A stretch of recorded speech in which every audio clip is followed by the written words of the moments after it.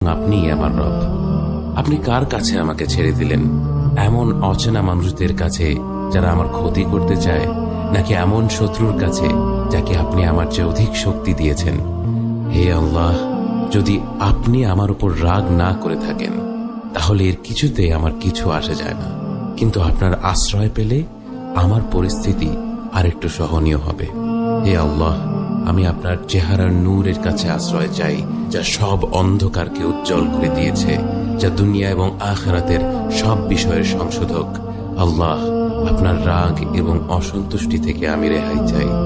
আল্লাহ, এ সব কাজই শুধু আপনাকে খুশি করার জন্য করা, এবং আপনি ছাড়া কোনো শক্তি নেই, কোনো ক্ষমতা নেই।